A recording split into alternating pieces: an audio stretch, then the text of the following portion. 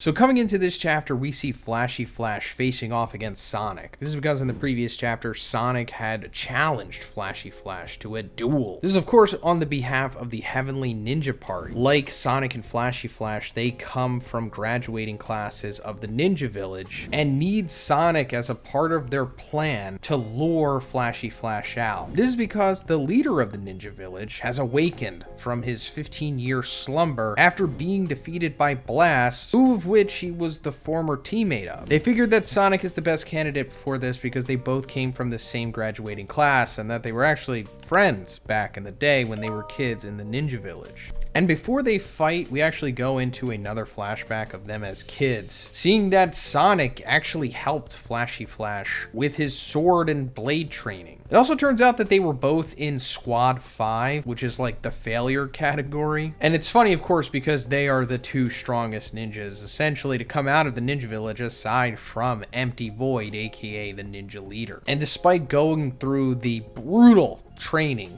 that included 72-hour days with only 6 hours of sleeping, including food that had no flavor, they still came out with somewhat of their emotions intact, because the whole purpose here was to turn them into killing machines. And they weren't allowed to display human emotions because they considered that those with dead emotions were the top performers. And we see that Sonic and Flashy Flash actually had a lot of emotion. They were great friends and had a lot of fun training together, so obviously that was all BS. Then we come to the actual fight, and it's brief, but it's fine. And I'll get into why I feel that way. But we see Sonic and Flashy Flash clashing, and Sonic throws some shurikens at him, and Sonic uses that as a misdirect to try to hit Flashy Flash from behind. But Flashy Flash is too fast, and it leads to Sonic performing a 10 Shadow Funeral Windblade kick, to which he actually catches Flashy Flash with. I mean, he blocks it, but he's still making contact, which not many characters can say that they have done in the series. But Flashy Flash counters him with his quote-unquote ultimate technique, or at least one of them, the Flashy kicks. And this surprises Flashy Flash because he's like, I never would have thought I had to use one of my ultimate techniques against you. You've gotten stronger. Now, before I go further, let me just say that this fight was much better in the webcomic iteration. And not only that, Sonic was portrayed to be way more powerful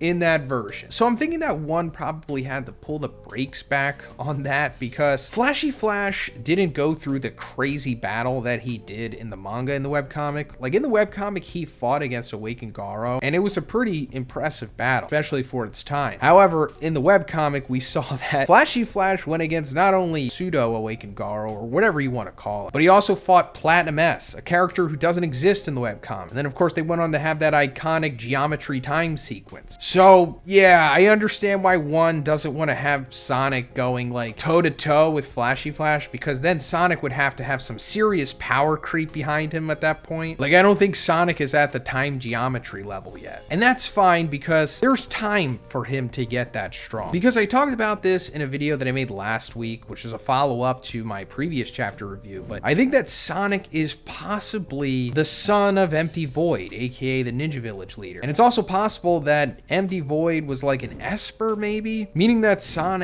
might be an Esper as well, or something like that. And that he, just like Empty Void, may have the exclusive ability to opening the gate of the Celestial Rock Cave, the place where God quote-unquote hides. Just a theory right now, nothing concrete, and I'll link that video at the end of this one if you're interested. But I'm just saying, I think Sonic has a big grand purpose later on in the series that will probably lead to him becoming one of the strongest characters, or at least one of the strongest heroes. But first, let's talk about JD World. It's probably the best anime and manga good site I've ever worked with. They have a whole bunch of anime figures, books, fashion, and merch that you pretty much can only get in Japan. I mean, just take a look at some of the things I picked up from JD World. I got this sweet Toji figure, which I've been eagerly waiting to get because you know we all love Toji. And not only that, I also got this incredible golden All Might figure. You guys know All Might is my favorite battle manga character, so you know how much this means to me. I also picked up these two Jump magazines that came out earlier this year, both both with Luffy on the cover, of course. But even more important is that I got the Autumn Giga Jump from this year. This thing is like a phone book of content and has some exclusive posters that you'll never be able to get again unless you buy this version of the Giga Jump. Don't think I forgot about you One Punchers out there, because they also have a whole bunch of awesome One Punch Man stuff, especially this Garo figure, which I'm gonna pick up next. And that's just the beginning of the amazing things that you can get at JD World. And of course, you can go to JD World right now by checking the link in my description, but also I have 2 promo codes with them. You can use Zhoniin 5 for 5% off of every order you ever make on this site, or you can use Zhoniin 10 for 10% off of one order. And also, you'll be helping me out as well. But ultimately, you're helping yourself out by making a purchase from JD World. Let's be real. Thanks, guys.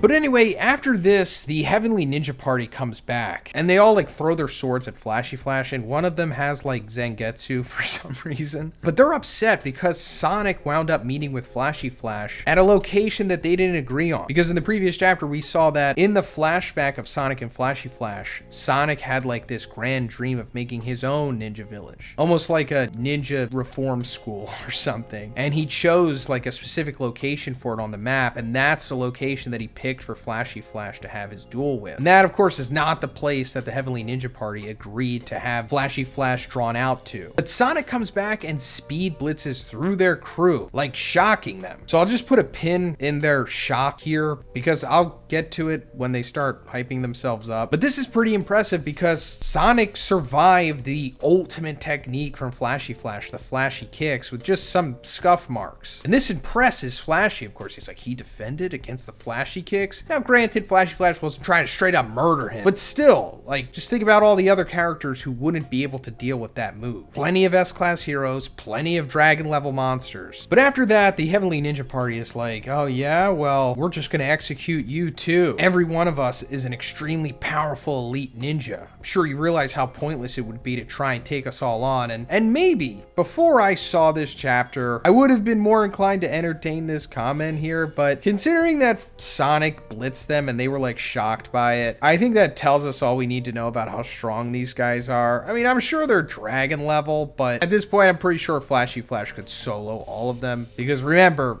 time geometry feat, I don't think any of them are even coming close to that. But after they make that comment, Sonic like stares them down, and he sees like a vision of Saitama behind them, and he says they're so tiny, smaller than grains of sand. Of course, comparing them to Saitama, because Sonic knows how strong Saitama is. He knows that he's the one above all. So everyone else is essentially nothing compared to him in his eyes. It's like, for example, you've been just playing basketball with Michael Jordan one-on-one for like years, and then suddenly, I don't know, you just decide to go out and play at the local court down, you know, near your house, and there's like a bunch of like casual 27-year-old tryhards on the court who are like trying to play a pickup game with you. It's like, yeah, I'm gonna destroy these guys because I've been playing with Michael Jordan. And then Flashy Flash is like, you must have done a lot of training, Sonic. Sonic's like, you're only alive because we got interrupted, Flash. And this is like a nice little banter between them. They are like for sure friends again at this point. Like, all they needed to do was like get that battle out of their system, similar to like another makeup session that you would have in a different type of relationship, if you catch my drift. That's all they needed. They got it out of their systems, and now they're boys again. And then Sonic's like, but first, let's shut these guys up, shall we? So, while it was brief, I did enjoy it for what it was, you know, Sonic versus Flashy Flash, but maybe they're gonna fight again. I don't think we're gonna get an extended fight from them, but we probably will see them training together to become stronger, you know, and then maybe we'll see like a small training sequence, and that will lead to Sonic becoming stronger, but fully expect in the next chapter for a complete domination. I'm just pretty confident that there's no way the Heavenly Ninja Party has a chance against Flashy Flash by himself, let alone Flashy Flash and Sonic. Like, it's just gonna be a slaughter. It's gonna be pretty satisfying too. And it's also going to be a device to bring them closer together. But we also can't forget that man, Empty Void, the Ninja Village leader, he's still out there. And he's supposed to meet at the Ninja Village, or meet at the original place that they wanted Sonic to lure Flashy Flash out to. Now, does that coincide with the directions that Flashy Flash gave to Blast and Saitama? Maybe. That would be kind of anticlimactic if Blast and Saitama just take care of the ninja leader. But it is One Punch Man and nothing is off the table. But I just hope it ultimately leads leads to Empty Void breaking away, reuniting with one of the bad guy factions, getting another power from God, and then being the final opponent for Sonic and Flashy Flash. Right? I mean, that's where it's kind of headed, right? I mean, I hope so. But yeah, that's pretty much it for this one, guys. Let me know what you think about this chapter in the comments, and if you liked the video, please give it a like, and please subscribe if you haven't already. Have a great day, and I'll see you in the next one.